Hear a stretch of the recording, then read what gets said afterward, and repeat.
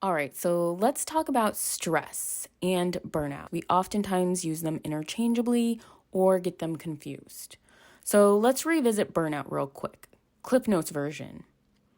Burnout may be a result of excessive stress, but stress and burnout don't mean the same thing. Burnout is a cycle of negative emotions, paralysis, and withdrawal. It is the body's response to putting too much effort into something without taking in what you require to restore yourself. It's mental, emotional, and physical exhaustion that leads to diminished interest in performing tasks. So let's dive on into stress. Let's talk more about what that is. Stress involves too many pressures that demand too much from you, either physically or psychologically. Stressed out people, they can still see a light at the end of the tunnel. They just often can't figure out a way to get out of it. Stress is basically just a day-to-day experience, but burnout is more of a serious consequence of the buildup of too much stress, which causes you to shut down. So hopefully that makes sense. Let me say it one more time. Stress is just a day-to-day experience.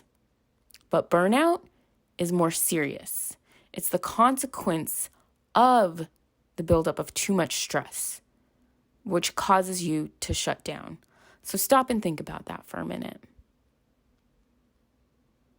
Now, if stress persists on a full scale for a long time period, there's an increased risk of burning out. Now, although stress is essential, it's a prerequisite for burnout. Burnout is not necessarily the result of too much stress. Now, this is important. For burnout to occur, there must be an additional psychological factor. Remember how we talked about emotional and mental signs? That's the additional factor. Stop, did you hear that? That's the additional factor.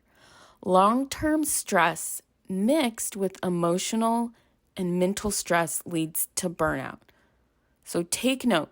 Because if you want to get ahead of burnout, you need to manage your stress and work through not just the physical, but also the emotional and the mental.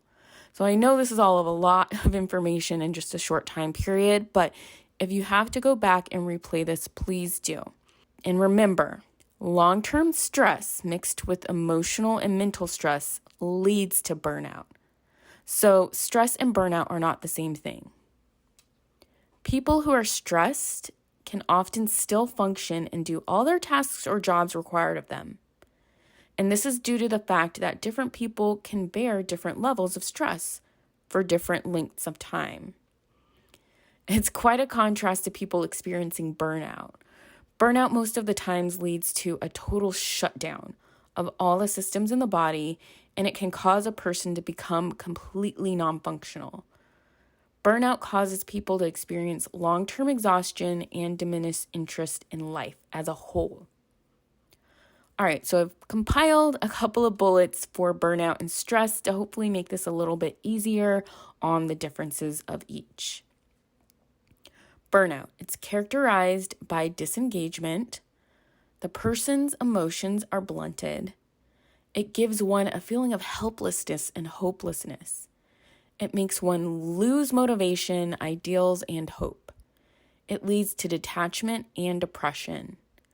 Its primary damage is emotional. Stress.